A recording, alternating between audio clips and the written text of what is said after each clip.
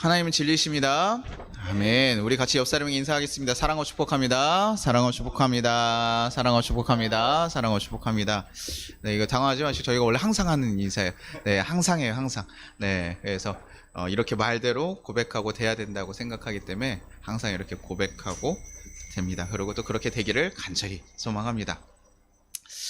어딜 가든요, 그 지역, 그 사람들이 뭉친 그 공동체 가운데는 어느 지역이든 법이라는 게 있고 규칙이라는 게 있습니다.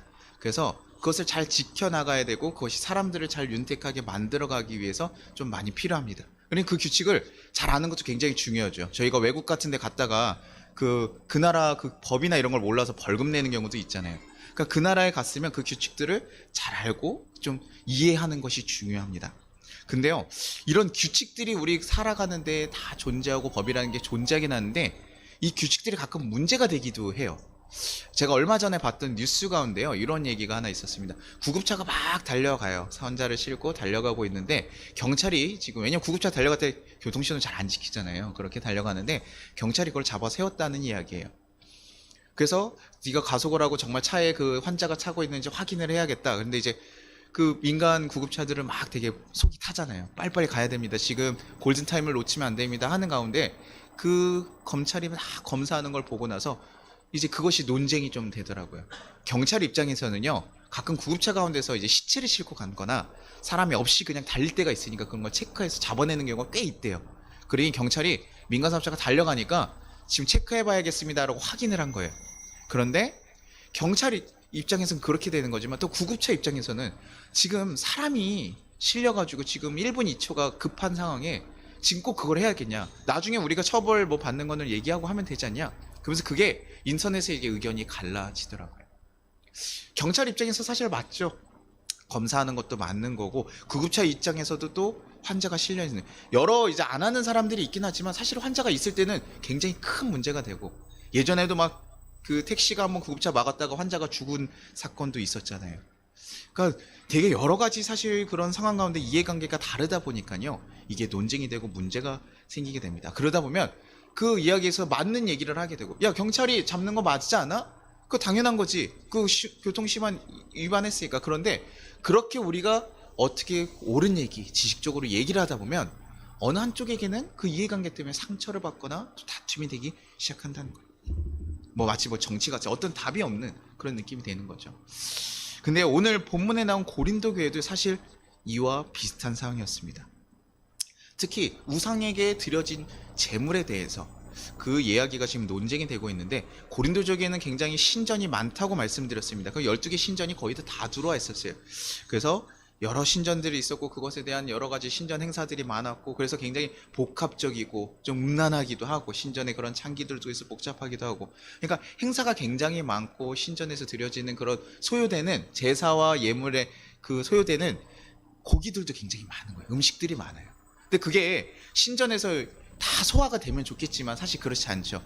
우리 그 이스라엘 백성들도 제사 드린 거 가지고 어떤 의미가 있었다 그랬죠? 이웃과 나눠라. 이웃과 나눠 먹어라. 그 제사 드린 거 니네가 가질 분량 취하고 나머지 남는 거는 이웃과 나누라는 의미가 있는 것처럼, 다른 데도요, 제사 드릴 땐 좋은 거 드리잖아요. 크게 드리고 하다 보니까 남는 거죠. 근데 그것이 어디로 흘러 들어왔냐면 시장으로 흘러 들어왔다는 거예요. 그래서 그것이 일반 민간인들에게 흘러 들어간 것이죠. 그것이 그들 제사장들이나 이런 신전 사람들의 그 또 수입원이기도 했어요. 그런 제사 드려진 걸. 그러니까요, 많은 사람들, 거기에 살아가는 사람들도 처음에야 뭐 모를 수 있지만 이제 너무 많은 신전들이 하고 거기에 있는 고기들이 그렇게 나오다 보니까 일반 사람들도요, 이게 신전에서 나온 음식이라는 것을 알기 시작했어요. 근데 이것이 뭐냐면 그 사람들은 그렇게 신경 쓰지 않고 그냥 신전에서 드린 고기든 뭐든 좀 싸게 나왔다 그러면 저희 먹잖아요. 그냥 그래요, 이게 좀 더 싸요? 그래서 일반 고기하고 이렇게 해서 이게 신전에서 드려진 건데 좀 싸요? 이러면 우리가 아마 그거 먹겠죠. 근데요, 기독교인들에게는 이게 문제가 되기 시작하는 거예요. 우상과 드려진 예물을 먹는다는 것은 그들 가운데 인식 가운데 무슨 뜻으로 있었냐면 우상과 교제한다 라는 생각으로 가지고 있었는데, 이것을 과연 먹어도 되는가, 이런 고민이 되는 거예요. 어떻게 먹어도 될까요? 안 될까요?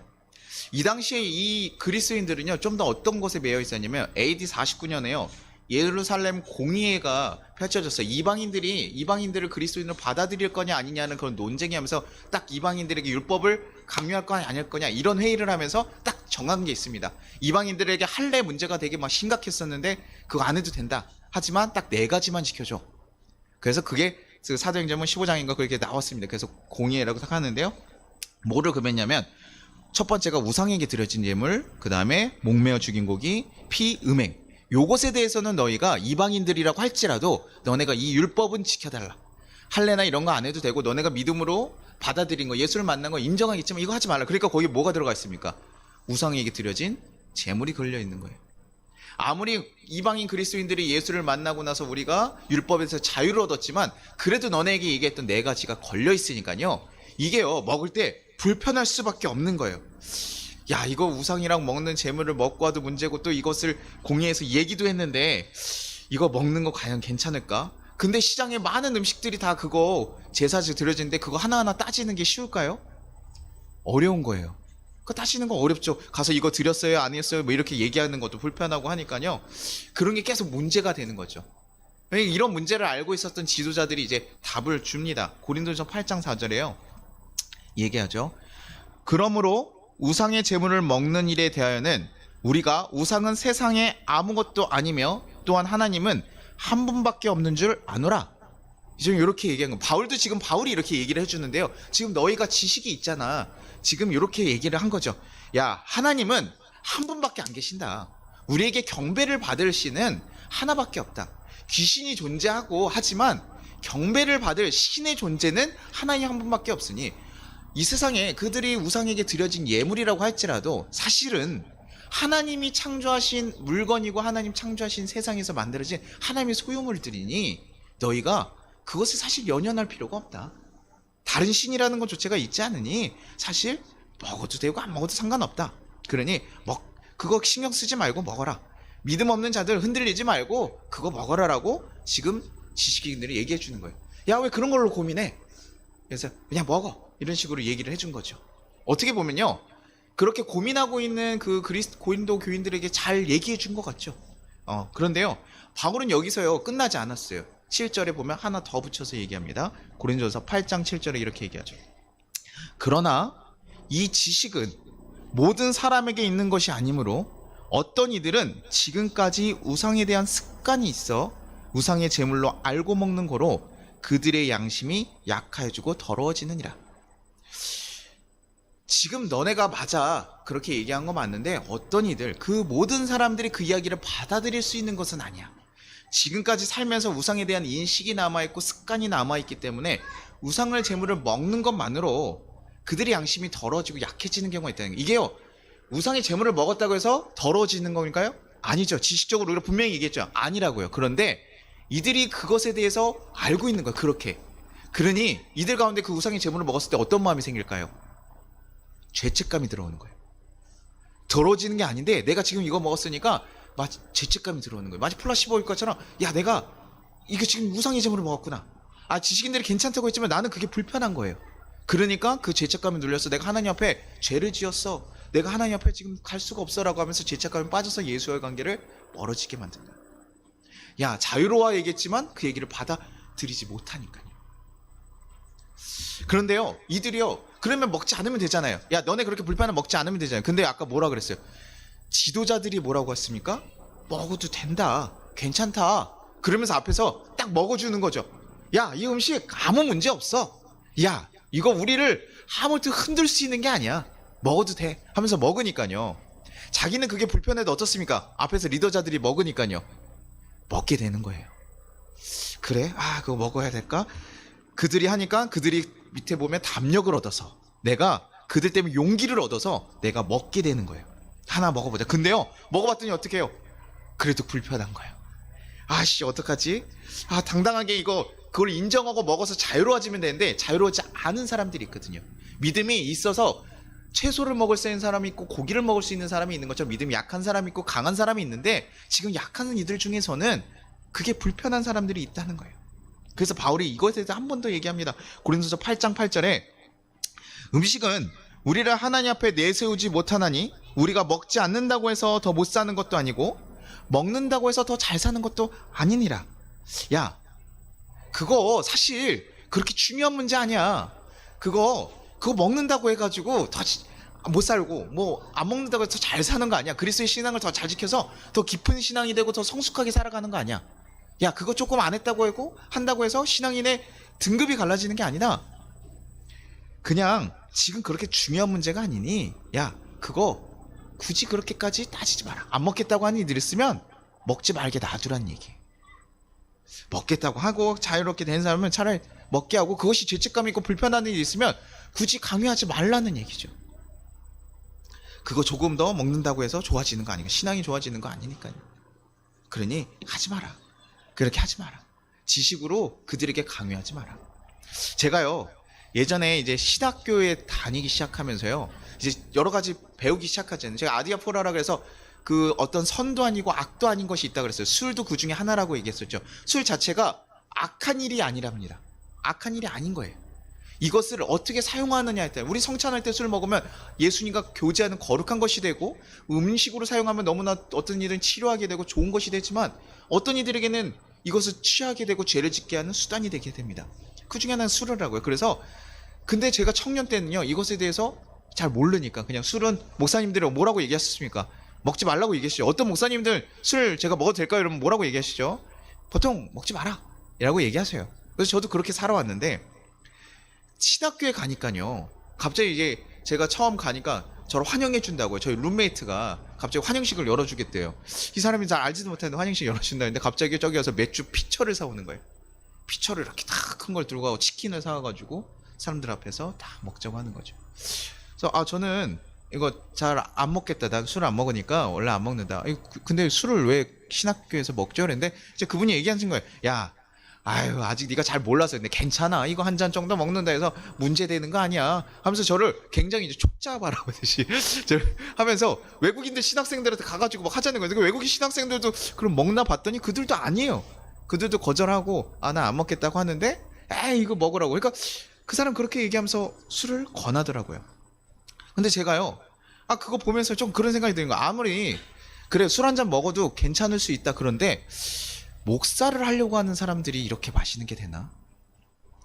저한테 굉장히 사실 불편하고, 이 학교 정상이 맞은가? 왜냐면 그 다음 룸메이트도요, 그 다음 룸메이트도 저녁마다 맥주 한 캔씩 하더라고요. 굉장히 똑똑해가지고 하는데 맥주 한 캔씩 하는 거예요. 그러니까 제가 보는 목사들 룸메이트가 진짜 이상한 사람들이 좀 많이 걸렸어요. 제가 혼자 다니다 보니까 친구가 없이 그냥 남는 사람들을 걸리다 보니까요, 이상한 사람들이 죄다 걸렸나 봐요.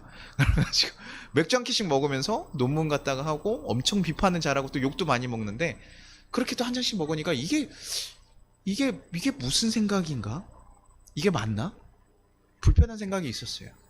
근데 제가 기억을 또 돌려보면요, 예전에요, 어머니가 저 서울에서 교회를 다니실 때요, 어떤 교회에서 크게 뭐 이삿짐을 날라주는 그런 그 가정이 있어서 거기를 돕고 되게 몸을 쓰는 일들을 다 하고 왔어요. 그러니까요, 그거 끝나고 나서 집사님들이 다 모이고 목사님 모였는데요, 어머니가 음료수를 이렇게 사오시더라고요. 그래서 이제 음료수 하나 먹자, 이제 고생했으니까, 더우니까 힘드니까 먹자 했는데 맥주가 한 개씩 들어가 있는 거죠. 제가 어머니한테 이야기를 했어요. 어머니, 왜 맥주를 먹어? 교회에서 지금 뭐 하는 거야? 이랬더니 맥주 한 캔 정도는 괜찮아. 그러면서 목사님이랑 그걸 한 잔씩 다 드시더라고요.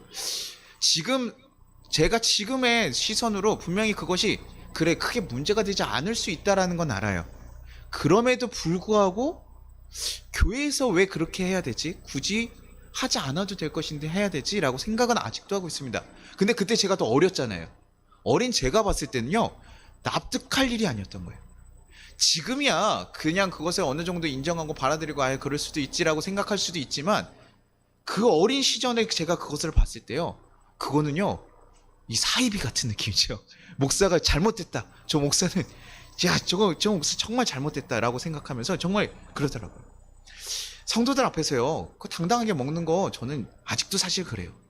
아직도 문제가 된다고 생각을 하고, 근데 어린 제가 봤을 땐 더 신뢰가 안 가고 문제가 생기더라고요. 사람이라는 게 그렇잖아요. 굳이 그렇게 어린 아이들도 있고 이런데 거기서 어른들이요 먹고 목사님이 먹으면요, 어린 아이들이 어떻게 생각할까요? 당연히 야, 교회에서는 맥주 한 캔 정도는 괜찮은가 보다. 외국 문화처럼, 외국에서는 사실 음료수를 많이 드시잖아요. 근데 우리나라 정서에서는 약간 불편한 거예요. 그래 애들은요, 그 모습을 보고 배울 수밖에 없는 거죠. 근데 그 중에 저같이 어리거나 약한 이들이 있을 때 흔들릴 수 있다는 거예요. 그래서 바울이 한 번 더 얘기합니다. 고린도서 8장 9절에요. 그런즉 너희의 자유가 믿음이 약한 자들에게 걸려 넘어지게 하는 것이 되지 않도록 조심하라. 너희가 예수를 만나고 너희가 자유함을 얻었어. 그래서 이제 율법에 대해서 자유함을 얻고 살아가는 거, 그래, 그럴 수 있어. 그런데 그것이 누군가에게, 믿음이 약한 자들에게 시험이 들게 하지 말라는 거예요. 우상 제물 먹는 거 너희는 괜찮지만 너희들로 인해 시험 드는 자들이 있을 수 있다는 거예요. 그런데 그것은 결국 무엇을 얘기합니까? 너는 자유롭게 느끼고 갔지만 너 그 약한 자들에 대한 배려와 그 생각함이 전혀 없구나. 정말 그들을 깊게 생각하고 사랑하는 형제로 생각했다면 그들의 약함 또한도 우리가 바라봤어야 되는데, 그들이 그 음식을 먹고 불편할 수 있다는 것을 생각했어야 되는데, 너희 자신들이 가진 지식에만 취해가지고 지금 그들을 전혀 배려하지 못했다는 거죠. 그게 왜 문제가 됩니까? 바울이 한 번 더 지적하는 건 뭐냐? 8절 11절에 이렇게 합니다. 8장 11절에 그러나 내 지식으로 그 믿음이 약한 자가 멸망하나니 그는 그리스도께서 위하여 죽으신 형제라는 거예요. 네가 생각한, 네가 바라보는 같이 생활하는 그 형제들이 누구냐면 믿음이 약한 그 형제들. 너 때문에 시험에 들어서 흔들리는 그 형제들 누구냐? 하나님이 그들을 구원하기 위해서 대신 죽었던 형제들, 자녀들이라는 거예요. 근데 그들이 지금 술을 먹는 걸 보게 되고 그들이 그것을 누리게 되면서 죄책감에 쌓여서 예수와 관계가 단절되게 한다면 너가 지금 그리스도의 일을 방해하게 하는 거랑 똑같다는 거죠. 어떻게 하나님의 자녀들 시험 들게 하냐? 그러니 그 일 하지 말라는 거예요. 너네가 지금 너희 지식으로 하는 일들, 야 그거 똑똑하다고 하고 너네가 이게 맞다고 옳다고 생각하면서 하는 그 일이 결국에는 하나님, 예수님의 일을 방해하고 있어. 너네 정신 차려. 지금 그런 식으로 얘기하고 있어요. 굉장히 단호하게 얘기해요. 그러면서 자신의 방법에 대해서 얘기합니다. 고린도서 8장 13절에 이렇게 얘기하죠. 그러므로 만일 음식이 내 형제를 실족하게 한다면 나는 영원히 고기를 먹지 아니하여 내 형제를 실족하지 않게 하리라. 요 얘기에서 로마서 14장 21절, 여기 말씀이 없습니다. 고기도 먹지 아니하고 포도주도 마시지 아니하며 무엇이든 내 형제로 거리끼게 하는 일을 아니함이 아름다우니라. 바울이 그렇게 얘기하는 거예요. 너희는 음식에 대해서 자유롭지만 그것이 니네 형제를 실족하게 하는 일이라면 차라리 나는 영원히 고기를 먹지 않겠다. 지금요, 우상에게 드려진 예물을 먹지 않겠다는 게 아니에요. 뭐라고요? 나 영원히 차라리 음식을 먹지 않겠다. 왜요? 그냥 고기 먹는 것만 봐도 어떻습니까? 사람들이요, 의심할 수 있죠. 제가 그냥 이렇게 물을 한 잔 먹는데 하얀 물을 먹으면요, 이게 좀 의심스러울 수 있잖아요. 제가 예전에 그 친구들이랑요, 호프집에 이렇게 가면요, 저는 크리스찬이니까 안 먹잖아요. 근데 친구들은 다 맥주를 먹고 있어요. 근데 또 콜라가 나오고 하니까 또 그래도 분위기를 맞춰야 되니까 콜라하고 사이다를 섞으면 약간 맥주 색깔이 납니다. 그래가지고 그거를 가지고 이렇게 먹고 있어요. 근데 저는 안 먹었죠. 호프집 안 가도 되는데 누군가가 교회를 다녔던 저희 학생이나 누군가 저를 봤으면, 제 호프집에 나오는 거 봤으면 어떻게 될까요? 목사님, 우리 전도사님 호프집 다니시나 봐. 어떻게 되나요? 저희가 뭐 영화 같은 데서 가끔 나오죠. 모텔에서 나오면 무조건 다 우리가 그렇게 의심하는 거죠. 호프집에 나오면 술을 먹었다고 의심하죠. 그런 것처럼 그 모습이 누군가에게 의심이 되고 시험이 들게 할 수 있다는 거예요. 그러니까 차라리 나는 그 일을 아예 하지 않겠다. 내가 안 먹어도 되는데 아예 호프집에 가지 않겠다. 나는 아예 고기 자체, 내가 혹시 고기 먹는 게 저 바울 사도가 우상에게 드려진 예물일까 아닐까 이런 생각조차 들지 않도록, 그런 시험이 들지 않도록 먹지 않겠다는 거예요. 굉장히 사실 그냥 음식, 제사 안 드려진 음식 안 먹는 정도가 굉장히 더 나아. 그 사람들을 정말 배려해서 얘기하는 거죠. 바울은요, 무엇을 선택한 거냐면요, 지식적으로 안 되는, 문제가 안 되는 일에 대해서 이게 지식적으로 옳습니다, 이걸 가르치고 이것에 대해서 이렇게 해야 됩니다 해서 지식적으로 답을 준 게 아니에요. 어떤 율법적으로 이 문제에 대해서 해결점을 지정해 준 것도 아닙니다. 바울은요, 다른 형제들 실족하지 않기 위해서 자기가 고기를 먹지 않겠다는 그런 선택, 절제의 선택을 한 거죠. 그것을 뭐라고요? 아름다운 거, 하나님 보시기에 아름답다. 자신에게 충분한 자유가 있음에도 불구하고 형제를 사랑하는 마음으로 절제를 선택한 거예요. 지금 바울의 방식은요, 사랑으로 너의 자유를 절제하라는 얘기예요. 니네가 그 이웃을 사랑함으로 너네가 가진 자유들을 다 절제할 수 있어야 된다. 바울은요, 알고 있었습니다. 고린도서 13장 2절에요, 이렇게 하죠. 내가 예언하는 능력이 있어 모든 비밀과 모든 지식을 알고 또 산을 옮길 만한 모든 믿음이 있을지라도 사랑이 없으면 내가 아무것도 아니요. 사랑이 없으면 아무것도 아니라는 거. 사랑이 없는 지식은 아무것도 아니며 도리어 죄가 될 수 있다는 것을 바울은 알고 있었어요. 자식이 지식이 충만해서 그것을 자랑하고 그것을 주장하는 것은 누군가에게, 믿음이 약한 자들에게 도리어 넘어짐이 되고 걸림돌이 될 수 있다는 것을 알기 때문에 바울은 야, 사랑 없이 하는 거 하지 말라는 얘기. 세상은 지식으로 움직이지만 그리스도인들은 사랑으로 움직여야 된다는 거예요. 예수님께서 그렇게 일하셨잖아요. 예수님께서요, 옳고 그름을 따지면서 그 얘기를 하신 거 아니라 품어주고, 아픈 자들 있으면 고쳐주고, 배고픈 자들 있으면 품어주고, 죄에 머물러 있는 사람 용서해주고, 가늠한 이들 용서해주고. 예수께서요, 사랑으로 가르치지 틀린 거, 죄에 대해서 무조건 옳다고 얘기한 게 아니에요. 그들을 품어주고 안아주고 그 사랑 안에 기반해서 예수님께서 하고, 그 다음에 그 회복된 이들에게 가서 야, 죄를 짓지 마라, 죄를 짓지 마라, 그렇게 얘기하신 거죠.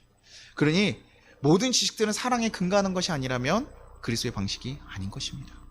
요한일서 4장 8절, 사랑하지 아니하는 자는 하나님을 알지 못하나니 이는 하나님은 사랑이심이라. 하나님은 사랑이심이라. 사랑하지 않는다면 하나님을 알지 못한다는 거예요. 하나님의 방식, 교회가 무엇인지 알려면요, 사랑해야 되는 거예요. 하나님께서 우리를 사랑하셔서 희생하시고 다 했는데, 그리스도인들, 그 고린도 교인 그 지도자들은요, 하나님에 대한 지식은 알았습니다. 하나님이 어떤 존재고 이런 지식은 알았지만 하나님의 관계, 하나님의 사랑에 대한 근거한 지식에 대해서는 몰랐던 거예요. 그들을, 약한 자들을 위한 배려, 그런 그 모든 것이 율법에 있었다는 것을 알지 못하는 거예요. 그냥 야, 이것이 규칙이고 지켜야 돼, 그것이 하나님 앞에 서가는 거야 라고 하는, 하나님 마음을 전혀 모른 채 그 율법에만 매여가지고 그 얘기를 했던 거예요. 여러분, 세상에요, 법은 왜 존재합니까? 법이 왜 존재하죠? 지키려고요? 왜 지켜야 되죠? 왜 지킵니까? 법의 가장 기본적인 근간은 뭐냐면요, 사람을 위해서예요. 사람들이 사람답게 살아가게 하기 위해서 만들어진 게 법이에요. 지금이야 너무 개발되면서 바뀌어가면서 지금 이용하는 그 정치적인 수단으로도 하고 사람들이 이용하기도 하지만, 사실 가장 근간은 뭡니까? 사람이 안전하고 행복하게 살아갈 수 있도록 법을 만든 거예요. 그래서 시대가 바뀌어가면서 사람들이 달라지면서요, 법도 개정안이 생기는 거죠. 야, 이것이 문제가 되는구나, 계속 바뀔 수 있는 거예요. 그래서 절대적이지 않아요. 법을 지켜가긴 하지만 그게 절대적이지 않습니다. 사람이 달라지면 그것에 대해서 사람들 따라 바뀌어가는 것이에요. 그것의 쟁점은 사람이라는 것이에요. 교회 율법도 동일합니다. 교회에서 주시는 율법들은요, 우리가 하나님과의 관계를 맺으며 하나님의 사람들이 하나님과 더 가깝게 살아가기 위한 거예요. 거룩한 백성으로 살아가기 위한 법입니다. 죄를 지은 자들이 하나님께 나아가기 어렵기 때문에 어떤 것이 죄인 것인지 알려주고, 어떤 것이 하나님과의 관계를 멀게 해주는지 알려주고, 그러니 이런 거 조심하라고 얘기해주고 알려주는 거예요. 야, 이런 것들 네가 끊어내야 되고 어떻게 살아가야 돼, 우리에게 가르쳐주는 것이죠. 근데요, 이것을 잘못 알고 율법을 무조건 지켜야지만 그것이 하나님의 자녀가 되고 백성이 된다라고 우리가 착각하게 되면요, 지식에 근거한 그것이, 그 자유가 최고선이라고 생각하면요, 나는 그 지식의 근거에서 하나님의 율법 다 알고 있고, 왜냐면 이스라엘 지도자들 다 알고 있었거든요. 이스라엘 백성들이 율법 중학교 때부터 다 외웠잖아요. 구약을 다 외우고 하니까 그것을 다 아는 것만이 하나님에게 칭찬받을 자라고 생각하고, 그것을 지키는 것이 하나님의 칭찬받을 자라고 생각하고, 그것이 최고선이라고 생각하는 거예요. 그걸 왜 알아야 되는지를 모른 채 알고 있는, 그 지식만 따라가는 그런 무지한 행동을 하게 된다는 거죠. 제가 군종 때 얘기 가끔 드리잖아요, 여러분에게. 제가 군종 때 어디 갔었다고요? 불교 행사를 한번 갔어요. 부처님 오신 날에요, 불교 행사를 한번 따라갔어요. 왜냐면 저는 부처님 오신 날에요, 그게 너무나 궁금했습니다. 얘는 뭐하나, 한 번도 가본 적이 없으니까 제가 불교 다니는 친구들한테, 그 믿는 친구들한테 물어봤어요. 야, 거기 뭐하니 부처님 오신 날 했더니, 뭐 행사예요. 축제도 하고 노래도 음식도 맛있는 거 나오고 뭐 축제처럼 행사한대요. 그러니까요, 교회 무슨 전도 축제 같이 하는 것 같더라고요. 그래서 궁금해가지고요, 제가 군대 때 그 불교 행사에 참석하기로 했습니다. 그래서 근데 군대는요, 이게 사복을 입고 가는 게 아니잖아요. 그러니까 제가 여기 군종 마크가 있는 거, 대대 군종 마크가 딱 박혀 있는데, 거기를 가가지고 거기 앉아 있었더니 이게 대대장님들한테, 그게 여단 대대장님들이 제 앞에 앉으면서 제가 그걸 걸렸어요. 제가 거기 간 걸요. 그러면서 우리 불교를 믿는 대대장님이 저를 바라보시면서 뭐라 그러셨냐면, 야, 너가 참 종교인이다. 야, 이 종교를 이렇게 다 아우러서 네가 다니는구나. 네가 참 종교인이라고 생각하면서 저를 너무나 칭찬하는 바람에 그게 여단에 퍼졌습니다. 669 대대군종인 불교 종교행사 같아. 그래서 여단에 그게 다 퍼졌어요. 저렇게 해야 된다. 니네 다른 기독교 군종들 너네 잘못하고 있는 거다 이러면서. 그래서 여단 군종 장교님이요, 대대 기독교 장교 구목사님이요, 바로 날라오셨어요. 네가 그럴 리가 없다 이러면서 제가 1대1 면담을 들어갔습니다. 근데 제가 그때 얘기해 드렸던 게 뭐였냐면요. 야, 제가 어떤 의미로 갔는지 얘기했습니다. 그냥 문화 행사 참여해보고 싶고 다른 종교들은 어떻게 진행되는지 한번 보고 싶은 마음에 한번 참석했습니다 그랬더니요. 네가 무슨 마음인지는 알겠는데 너는 군종이야. 군종은 공인이야. 왜냐면 군대에는 정말 기독교를 한 번도 접해보지 못한 애들도 많이 오는데 네가 그렇게 그리스도인으로서 그 일들을 행하면 모든 그리스도인이 해도 되는 것처럼 여겨지게 되고 판단이 되게 돼. 그러니 너는 믿음이 없는 군인들을 위해서 더욱 조심해야 된다. 그러니 공인이라는 생각을 꼭 가지고 그에 걸맞게 행동해줘. 그렇게 얘기하고 가셨어요. 뭐 그렇다고 또 혼을 내시거나 이러진 않았습니다. 어떤 의미인지 알았지만. 근데요, 제가 그때 참 깨달았어요. 내가 그리스도인으로서 어딜 가든 내 행동 자체가 그리스도인의 기준이 되는구나. 여러분이요, 여러분 주위에 그리스도인 기준이 되시는 거예요. 여러분 주위에 만난 사람들은요, 크리스찬 기준이 여러분인 거예요. 그래서 제가 제 친구들 중에 10년 만에 연락 온 친구가 있었다고 한번 얘기해 드린 적이 있는데, 그 친구는 원래 술, 담배 피고 뭐 이런 친구들이 그냥 아까 호프집에 같이 가던 친구예요. 근데 10년 만에 갑자기 교회를 가게 됐다고. 근데 자기한테 유치부 교사를 하라고 얘기하는데 자기가 해야 될지 말아야 될지 고민이 된다고 하더라고요. 그래서 제가 그만두라고 얘기했거든요. 친구니까. 애들 망치지 말고 그만둬. 정신 차려. 이랬는데, 근데 진지하게 바뀌어가고 있는데 그 친구가 하는 얘기가 뭐였냐면, 야, 근데 성훈아, 내가 내 주위에 예수를 믿는 사람이, 제대로 믿는 사람이 너밖에 생각이 안 나더라. 왜냐면 그 친구도 항상 그 세상 친구들이랑 같이 살아가니까 그 친구들이 없는 거. 그래서 이런 걸 물어볼 친구가 없다. 그래서 10년 만에 저한테 전화해가지고 자기 유치부 교사를 해야 되는지 말아야 되는지 고민하면서 물었더라고. 우리는요, 그렇게 생각해요. 야, 세상에 그리스도인들 얼마나 많은데 좀 우리만 보고 그럴까? 아니요. 그리스도인을 못 보는 사람도 많아요. 우리 주위에 있는 사람들이요, 우리만 바라볼 수도 있어요. 그러니요, 우리가요, 정말 우리가 자유함으로 내가 막 방종하면서 살아간다면, 내가 그런 약한 모습으로 살아간다면 그것은요, 예수의 일을 막을 수도 있게 된다는 거예요. 예수님께서요, 우리를 위해서 우리 낮은 위치까지 내렸잖아요. 근데 우리가 그 모습 그대로 가야 되는 거예요. 예수님께서 모든 것을 포기하고 왔는데 우리는요, 포기하지 않아요. 내가 하고 싶은 건 다 해가는 거예요. 제가 한번 우리 옛날 청년이랑도 얘기하면서 뭐 있으면, 야, 나는 평생 클럽을 한 번도 가본 적이 없어. 클럽을 한번 나이 제한이 걸리기 전에 한번 가보자. 그래가지고 그 지금 신학생인데 같이 한번 얘기를 하는 적이 있어요. 결국 못 갔습니다. 근데 제가 클럽을 가면요, 전도사인데 목사인데 가면 문제가 되잖아요. 목사가 그렇게 가고, 저는 문화체험이게 될 수 있겠지만 그건 문제가 되잖아요. 제가요, 다른 이들을 위해서 스스로, 저는 가도 문제가 되지 않을 수 있지만 기꺼이 내려놓는, 예수님께서 우리 사람들을 위해서 기꺼이 이 땅까지 내려오시면서 그 약한 이들을 살피고 보살폈던 것처럼 주의 뜻을 아는 자들이면 그 일을 해야 되는 거예요. 핀들레이는 이런 얘기를 했습니다. 사랑이 없는 지식은 공동체를 파괴할 뿐 아니라 자신을 바보로 만든다고 얘기했어요. 기독교 공동체는 더욱 그렇습니다.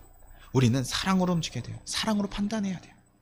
사랑이 없는 지식은 공동체 가운데 서로 비난하고 분열을 만들고 서로를 실족하게 만들 수밖에 없습니다. 교회 오는 자들이요, 율법을 잘 알고 그것을 따르려고 해서 오는 자들이 아니에요. 교회 오는 자들은요, 세상에서 실족하고 상처있고 어렵고 그래서 사랑이 필요한 사람들이 오는 곳입니다. 근데요, 교회에서 똑같이 어떤 높은 기준, 교회는 세상보다 더 높은 기준을 가지고 있거든요. 거룩하게 살아가는 그 기준을 가지고 있는데 그것을 가지고 정죄하고 판단한다면, 그래서 그들을 품어주지 못한다면 도대체 교회와 세상이 무슨 차이가 있겠습니까? 제가 지난번에 결혼 얘기하면서도 이혼한 사람들은요, 교회를 가기 어려워요. 부끄러워. 어디 가서 어렵고. 막 제가 미용사도 그랬잖아요. 머리가 염색하면 가기가 어려워요. 자기가 세상에서도 소수자로 평가받는 사람들은요, 교회 오기 너무 어려워요. 그것이 교회의 모습들이에요. 예수님이 사랑하는 자들을 낫도랑 사랑하고 품어줘야 되는데 우리 그렇게 하지 못하는 거예요. 아이가요, 저희 아이가 어저께 막 분수에서 막 놀더라고요. 그러면서 막 더러워져서 물이 다 젖어 흠뻑 왔어요, 저한테. 그러면요, 제가 걔를 데리고 집에까지 가려면 제가 어떻게 해야 됩니까? 안고 가야 되면 젖어야 돼요.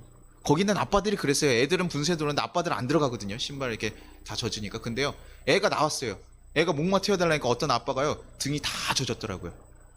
물에 안 들어갔는데 젖은 애를 들고 있으니까. 젖은 애를 들고 있으니까 등이 다 젖어요. 그래야 우리는요, 약한 이들을 오고요, 그런 사람들이 오면요, 우리도 같이 그렇게 조금 불편해질 수 있어요. 근데 그게 사랑하는 자들은요, 그것을 기꺼이 감내한다는 거예요. 자기 자식이 너무 사랑스러우니까 그 아이가 물을 묻었다 뭐 이거 갖다 하잖아요. 엄마들이 물을 묻으면, 더러운 게 묻으면 야 저리 가, 이게 아니라요, 닦아주죠. 감싸주죠. 그것이 사랑이에요. 그리고 그 일은 결과적으로 하나님의 영광을 세우고 교회를 덕을 세우는 일이라는 것이. 오늘날 교회 모습들은 어떻습니까? 지식의 결핍이 문제가 됩니까? 어떻게 하는 게 예수의 뜻을 정확하게 몰라가지고 우리가 고민하고 힘들어가 살아갑니까? 아니요. 사랑의 결핍이 문제입니다. 교회가 교회로서의 모습을 잃어가는 것은요, 교회가 사랑이 부족해서요. 옳은 일이요, 너무나 중요한데요. 저도요, 진리에 관한 일, 예수냐 내가 구원자시다라는 진리에 대해서 저는 절대 포기하지 않습니다. 하나님이 이 세상을 창조하셔서 그것에 대해서 절대 제 몸에 칼이 들어와도 저는 포기하지 않아요. 난 그렇게 알아. 모르겠어. 내가 죽을 때 죽을더라도 나는 그것에 대해서 내가 부정할 수는 없어. 예수님이 나를 구원하셨다. 난 그것에 대해서 부정할 수 없어. 그런데요, 비진리의 문제들. 바울은요, 우상의 제물 그런 문제라고 얘기한 거예요.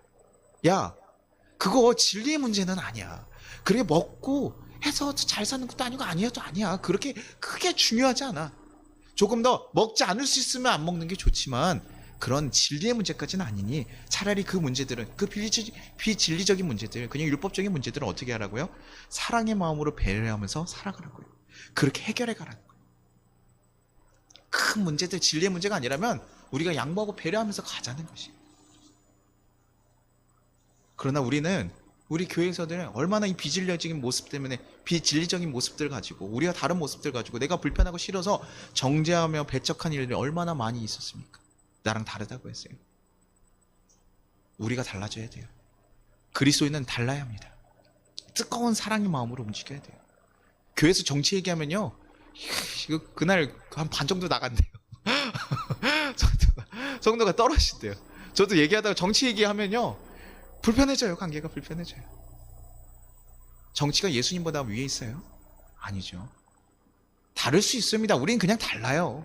서로 다릅니다. 어떤 이는 강한 이도 있고 약한 이도 있어요. 그러나 우리는 하나님 안에서 하나의 자녀로서 우리 같이 모이는 거 아닙니까? 내 아이들이 달라가지고 내 기준에 못 도달하면 집에서 내쫓는 게 아니에요. 같이 살아가는 거예요. 그런데 그 안에서요, 행복한 가정은 무엇입니까? 서로 배려하고 아껴가면서 살아가는 것이에요. 너 이거 잘했니 못했니가 아니라요, 품어주면서 가는 것이에요. 그 못하면 또 다른 이들이 그렇게 품어가는 거예요. 교회 와서요, 변화되는 것은요, 어떤 높은 하이 퀄리티의 지식 때문에, 어떤 깨달음 때문이 아닙니다. 깨달음 없는 거 굉장히 중요하지만 그 깨달음 때문에 사람 변하지 않아요. 처음 온 사람들은요, 교회에서 무슨 얘기하는지도 잘 몰라요. 좋은 얘기하는 것 같아요. 제 친구 데려갔더니요, 좋은 얘기하는 것 같은데 사마리아님 뭔지 모르겠다. 사마리아 얘기 한참 얘기했어요. 그래서 한참 얘기했는데 끝나고 나서 얘기하더라고요.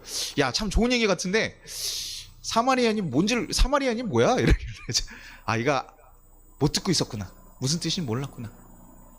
그것 때문에 변화된 게 아니라요, 사랑을 경험하기 때문에 변화돼요. 예수님의 큰 사랑을 경험하기 때문에 변화되는 것이고, 예수님의 그 사랑의 통로인 우리를 통해서 그 사랑을 경험하기 때문에 변화되는 것이에요. 우리가 먼저 그 사랑을 경험하고 그 사랑으로 해서 변화되었고, 그 사랑으로 이제 다른 이들에게 흘러갈 수 있는, 우리 사랑이 그 넘쳐가지고 흘러갈 수 있을 때, 그때 그 역사들이 일어난다는 것이에요. 그것이 우리의 할 일이에요. 그래서 저는요, 고린도전서 요번에 여러분이랑 같이 나누면서 참 은혜가 돼요. 율법의 문제에서, 세상의 문제에 대해서 어떻게 다룰까, 어떻게 답을 주고 있을까 고민해서 좀 명쾌한 지식적인 해답을 좀 줄 거라고 생각했어요. 그래서 참 깨달음 얻으면 참 사람이 오래 산다고 하더라고요. 그래서 목사하고 뭐 성가대 지휘자가 굉장히 그런 오래 산다고 얘기하죠. 장수하는 직업 중에 하나라 하는데, 깨달음이 있으면 좋을 것 같지만 그런 깨달음을 주지 않더라고요. 저한테요, 고린도전은요, 뜨거운 마음을 줘요. 사랑의 마음, 그 기준으로 움직여라. 그 고린도 교인, 그 정말 이렇게 하나님을 믿는다고 하고 열심히 살아가지만 잘못 가는 그 고린도 교인들에게 바울이 쓴 편지를 보면서 바울이 어떤 마음으로 그들을 바라보는지, 바울의 기준에서는 정말 정죄할 게 너무나 많지만요, 바울 먼저 뭐합니까? 사랑의 마음으로 그들에게 품어주고 그 애다른 마음으로 그들에게 편지하는 거예요. 그리고 그 사랑이 놀라운 일을 해내는 것이죠.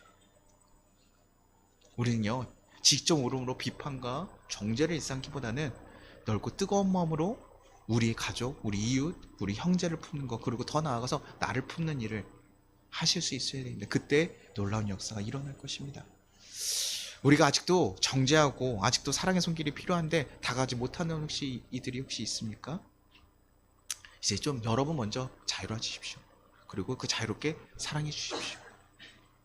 그때 그 일이 세상을 바꿀 것입니다. 너무나 논쟁들 많아요. 비판되고 교회에서 얘기하는 거 많지만 우리 그 가운데 정말 사랑의 마음으로 하고 있는가?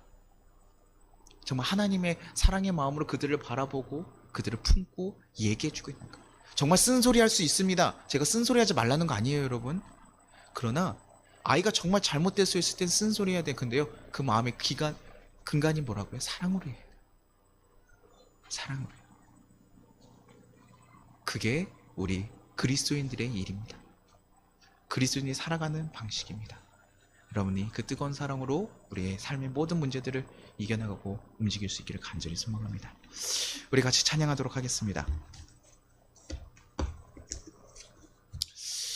기대 주 안에 우린 하나 모습은 달라도 예수 한 분만 바라고 살아가는 일. 그런데요, 우리가 사랑과 선행으로 서로를 격려하고 같이 함께 따스함으로 보듬어 갈 때요, 주님이 우리와 함께 하신다는 거예요.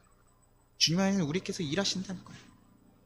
그때요, 그들을 통해서 하나님께서 일하시고 사용하실 거, 그것을 기대하면서 갑시다. 저도 오늘 또한 기대합니다. 여러분들이 여러분 삶의 자리에서 여러분의 그 사랑으로 여러분의 주위를 품어줄 때 그 변화되지 않았을 것 같은 그 환경들이 바뀌고 사람들이 바뀌고 그 역사가 일어나기를, 그래서 여러분이 먼저 사랑으로 충만해지기를 같이 기대하면서 우리 같이 찬양하고 기도하도록 하겠습니다.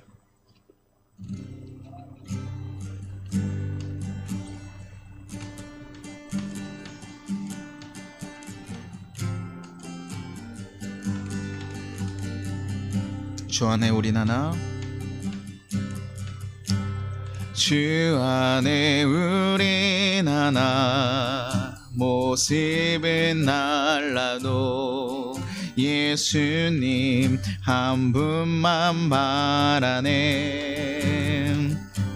사랑과 선행으로 서로를 격려해 따스함으로 보듬어 가리. 주님 우리 안에 함께 하시니 형제자매의 기쁨과 슬픔 느끼네. 내 안에 있는 주님 모습 보네. 그분 기뻐하시네.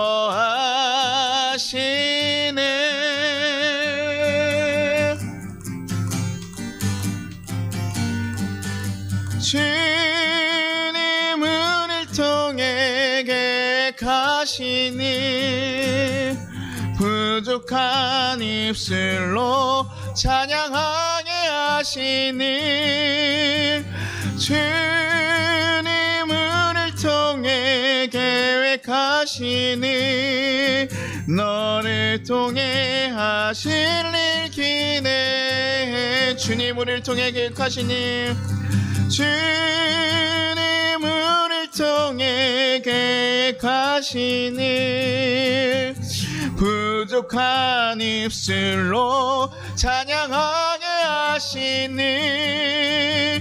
주님 우리를 통해 계획하시니 너를 통해 하실 일 기대해. 우리 같이 거두는 기도하도록 하겠습니다. 주님 감사합니다. 우리도 이 시대에 고린도 교회의 우상의 문제와 같이 무엇이 옳은지 고민하고 판단이 필요한 문제들이 있습니다. 그래서 서로 무엇이 옳으냐고 싸웁니다. 그러나 주님, 우리 마음의 지식의 자랑이 아니라 사랑에 기반한 가르침이 있게 하시고 사랑으로 부족함을 품어줄 수 있는 넓은 마음을 허락하여 주시옵소서. 그래서 우리가 예수님의 제자임을 온전히 드러내며 살아갈 수 있게 하여 주시옵소서. 지식보다 사랑의 마음이 우리 안에 가득하게 하여 달라고, 그래서 우리 자신을 또한 우리 이웃을 자유롭고 따뜻하게 만들어갈 수 있는 역사가 있게 해달라고 우리 같이 주여 한번 부르고 기도하도록 하겠습니다. 주여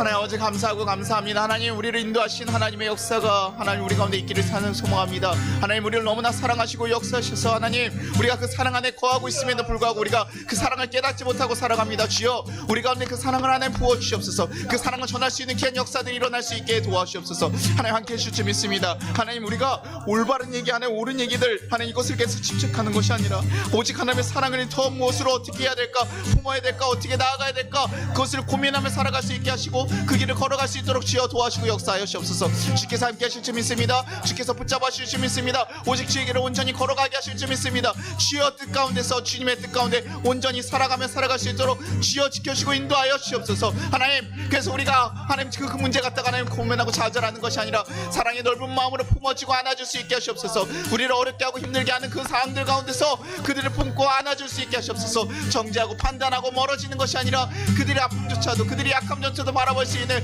높은 시야를 주시고 넓은 마음을 주셔서 그들을 품고 살아갈 수 있는 정말 교회다운 그리스도인다운 그런 삶을 살아갈 수 있도록 주여 우리를 붙잡아 주시옵소서. 주여 함께하여 주시옵소서. 우리 아이 지켜주시고 우리를 지켜주시고 인도하실 줄 믿습니다. 주의 거룩한 길을 걸어가게 하실 줄 믿습니다. 주여 우리와 함께하실 줄 믿습니다. 주여 붙잡아 주시고 그 길을 그 거룩한 길을 걸어갈 수 있도록 주여 우리에게 허락하여 주시고 인도하시옵소서. 주께서 우리와 함께 하시기를 간절히 소망합니다. 우리의 연약한 마음을 하나님 붙잡으시고 우리 가운데 하나님의 사랑을 먼저 부으셔서 우리의 마음이 먼저 회복이 되게 하시고 우리 마음에 그 사랑이 흘러넘칠 수 있는 역사가 일어날 수 있도록 주여 도와주옵소서. 그래서 이 세상의 문제 갖다가 쓰러지는 것이 아니라 감사하며 감격하며 살아갈 수 있는 우리 귀한 성도들 될 수 있게 도와주시고 역사하시옵소서.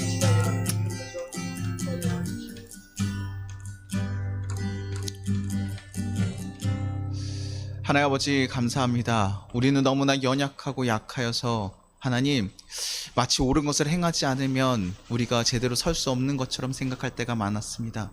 그러나 주님 우리는 하나님의 은혜로 살아가는 자들입니다. 그리고 또 그 은혜로 살아가야 될 자들입니다. 주님 우리가 어떤 문제에 대해서 옳고 그름으로 정죄하고 비난하는 날선 모습보다는 하나님 그 이웃의 아픔과 약함을 볼 수 있는 넓은 마음을 부어주시옵소서. 그래서 넓은 시선으로 그들을 정말 안고 품어가며 그들을 사랑하며 살아갈 수 있게 하시옵소서. 그러나 하나님 더 바라오기는 우리 가운데 그 사랑의 마음을 더 부어주시옵소서. 우리가 얼마나 사랑받고 있는 자들이 깨닫게 하셔서 우리 안에 그 사랑이 흘러넘쳐서 그 이웃에게도 흘러갈 수 있도록 주여 우리를 먼저 부어주시고 인도하여 주시옵소서. 주님 감사합니다. 그렇게 교회된 모습으로 그 사랑으로 모든 것을 행하며 판단하며 정말 그리스도인답게 살아갈 수 있는 귀한 우리 성도님들 되게 하시고 그 가정들 되게 하셔서 그들의 삶 가운데 그들의 가정 가운데 그들의 이웃 가운데 하나님 그 사랑으로 변화되는 귀한 역사들이 일어날 수 있도록 주여 이끄시고 인도하여 주옵소서. 주께서 함께 하시고 허락하여 주시면 감사드리고 또 한 주간도 주님의 인도함 가운데 살아갈 것을 간절히 소망하며 예수님의 이름으로 기도드리나이다. 같이 주기도문하겠습니다. 하늘에 계신 우리 아버지여 이름이 거룩히 여김을 받으시오며 나라가 임하시오며 뜻이 하늘에서 이루어진 것 같이 땅에서도 이루어지이다. 오늘 우리에게 일용할 양식을 주시옵고 우리가 우리에게 죄진 자를 사하여 준 것 같이 우리의 죄를 사하여 주시옵고 우리를 시험에 들게 하지 마시옵고 다만 악에서 구하시옵소서. 나라와 권세 영광이 아버지께 영원히 있사옵나이다. 아멘. 지금은 우리 주 예수 그리스도의 은혜와 우리 하나님 아버지의 무한하신 사랑과 우리를 보호하시는 성령님의 감화 감동하심이 이 나라 위에 우리 송파 교회 모든 성도 위에 이제부터 영원까지 함께하시기를 축원합니다.